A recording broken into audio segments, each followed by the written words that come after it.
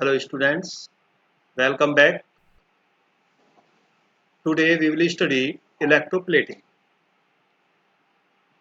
Electroplating क्या होता है? आपने ये कुछ ऐसे ऑब्जेक्ट्स देखे होंगे, जैसे ये मोटर बाइक है। ठीक है, मोटर बाइक की ये रिम है और स्पोक है इसके। इसी प्रकार से ये कार है और ये हेडलाइट है इसकी। तो इसमें ये जो आपको शाइनिंग वाला पार्ट दिखाई दे रहा है, इसी प्रकार से जैसे इस मोटर बाइक का ये रिम है और स्पोक है, इनमें शाइनिंग है। और यहाँ पर ये इसका मडगार्ड है, इसमें भी आप शाइनिंग देख रहे हैं। तो ये सारे ऑब्जेक्ट्स इस प्रकार के हैं, इनमें बहुत अधिक शाइनिंग है। ठीक है, जैसे ये ट्रे है, ट्रे में भी बहुत अधिक शाइनिंग है। आप ये ग्लास देख रहे हैं। ठीक है,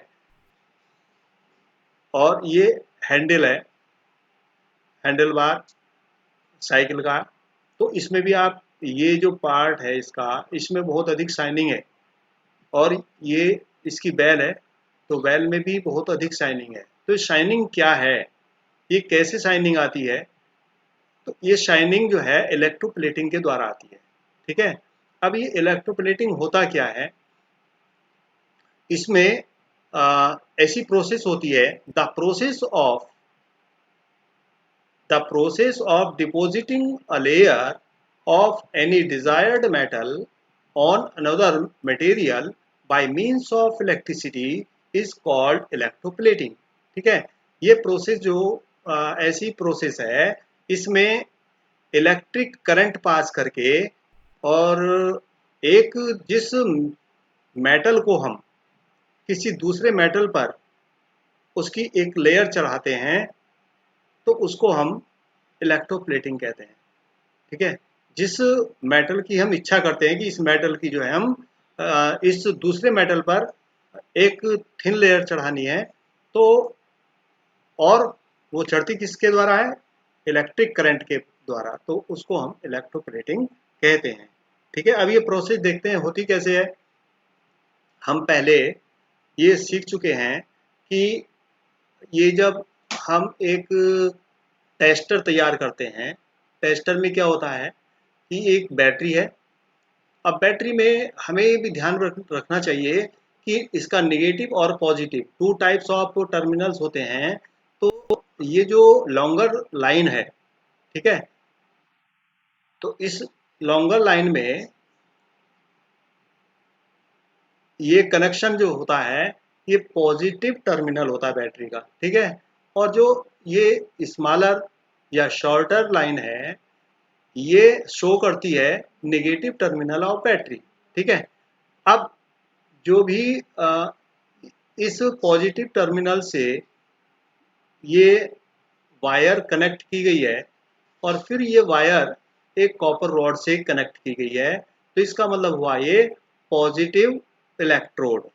ठीक है, इसी प्रकार से जो नेगेटिव टर्मिनल ऑफ बैटरी से ये वायर कनेक्ट की गई है और इससे फिर इस वायर से ये कॉपर प्लेट, दूसरी कॉपर प्लेट है, ये कनेक्ट की गई है। तो ये है इसका निगेटिव टर्मिनल। ठीक है, तो निगेटिव इलेक्ट्रोड।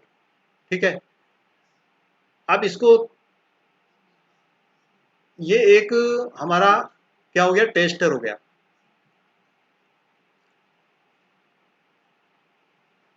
तो ये पॉजिटिव इलेक्ट्रोड और ये निगेटिव इलेक्ट्रोड हुआ। अब इसमें क्या करते हैं, ये बीकर लिया और बीकर में हमने ये 3/4 और 250 मिलीलीटर इसमें वाटर लेते हैं हम। और वाटर में कॉपर सल्फेट सॉल्यूशन बनाते हैं, डिजोल्व करके कॉपर सल्फेट को, मतलब 2 टी स्पून फुल, मतलब 2 चम्मच कॉपर सल्फेट इसमें डालते हैं और इसमें डिजोल्व करते हैं वाटर में। तो ये कॉपर सल्फेट का एक सॉल्यूशन तैयार हो जाता है। ठीक है, और दो ये कॉपर प्लेट हैं, इनको भी अच्छे प्रकार से सैंड पेपर से क्लीन करते हैं और तब इसमें कनेक्ट करते हैं। अब करते क्या है कि ये जो हमारा कॉपर सल्फेट सॉल्यूशन है, इसमें कुछ ड्रॉप डाइल्यूट सल्फ्यूरिक एसिड की डाल देते हैं।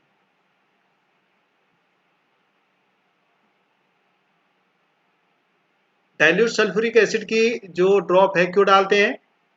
जो हमारा कॉपर सल्फेट सॉल्यूशन है उसको मोर कंडक्टिंग बनाने के लिए, उसमें इलेक्ट्रिक करंट और अधिक जल्दी प्रभावित हो, इसलिए इसमें डाइल्यूट सल्फ्यूरिक एसिड की ड्रॉप्स डालते हैं।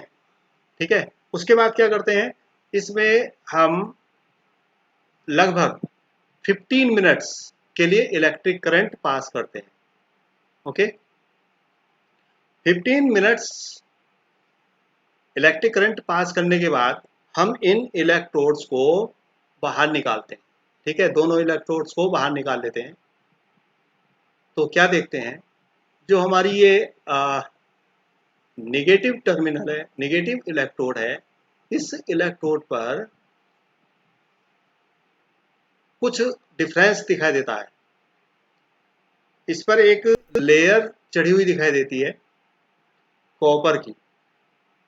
ठीक है, तो इस प्रकार से, क्योंकि जब इसमें इलेक्ट्रिक करंट पास होता है तो जो कॉपर सल्फेट सॉल्यूशन है, कॉपर सल्फेट सॉल्यूशन कॉपर और सल्फेट में डाइसोसिएट हो जाता है, टूट जाता है, और फिर उसके जो फ्री आयंस हैं वो इस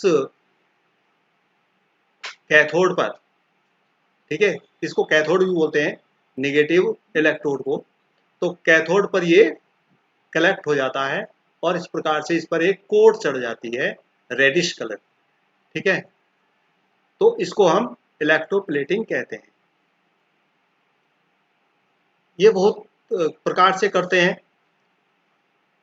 जैसे मैंने अभी आपको ये कुछ चीजें दिखाई थी, इन सब पर ये इलेक्ट्रोप्लेटिंग है। अब ये तो electroplating is a very useful process. It is widely used in industry for coating metal objects with a thinner layer of a different metal. The layer of metal deposited has some desired property which the metal of the objects lacks. For example, chromium plating is done on many objects such as car parts, bath taps, kitchen gas burners, bicycle handlebars, wheel rims and many others। ठीक है, तो ये बहुत सारे ऐसे objects हैं, इन पर electroplating की जाती है। किसकी? क्रोमियम की। तो क्रोमियम बहुत ज़्यादा शाइनिंग मेटल है और इसके अगर अच्छी प्रकार से ये लेयर चढ़ जाती है तो इस पर रस्ट नहीं लगता है, इसमें शाइनिंग रहती है। ठीक है, तो ये बहुत ज़्यादा हमारे लिए ये एक प्रकार से मेटल अट्रैक्टिव हो जाता है। और आपने देखा होगा कि जो गोल्ड स्मिथ होते हैं वो सिल्वर पर एक जो गोल्ड है, मतलब सोना, सोने की लेयर चढ़ा देते हैं। वो एक सस्ती चीज को बहुत महंगी बना देते हैं, अट्रैक्टिव हो जाता है और सिल्वर से वो सोना बन जाता है। लेकिन उस पर जो वो कोटिंग होती है, केवल कोटिंग, उस पर एक पतली लेयर चढ़ जाती है जिस कारण से वो अट्रैक्टिव हो जाता है। ठीक है, तो ये जो इलेक्ट्रोप्लेटिंग है ये बहुत प्रकार से हमारे लिए अच्छी है। और जो लोग व्यापार करते हैं तो उससे क्या होता है, एक सस्ती चीज बहुत महंगी बन जाती है ना। ज्वेलरी मेक्स इलेक्ट्रोप्लेट, तो इस प्रकार से जैसे हम क्रोमियम की प्लेटिंग करते हैं तो वो क्रोमियम प्लेटिंग कहलाता है, टिन की करते हैं टिन प्लेटिंग कहलाता है। ठीक है, और कॉपर की करते हैं तो कॉपर प्लेटिंग कहलाता है। तो इस प्रकार से बहुत प्रकार की इलेक्ट्रोप्लेटिंग की जाती है जिससे जो डल मेटल हैं उनमें शाइनिंग आ जाती है और दूसरा कारण है कि उसमें जो मेटल्स होते हैं इलेक्ट्रोप्लेटिंग के द्वारा उसमें फिर एक प्रकार से हम ये कहेंगे कि जल्दी से रस्ट नहीं लगता है, जंग नहीं लगता है और वो उसमें शाइनिंग बनी रहती है बहुत लंबे टाइम तक। ठीक है, इस प्रकार से ये इलेक्ट्रोप्लेटिंग हमारे लिए बहुत ज़्यादा लाभदायक है। Okay, thank you.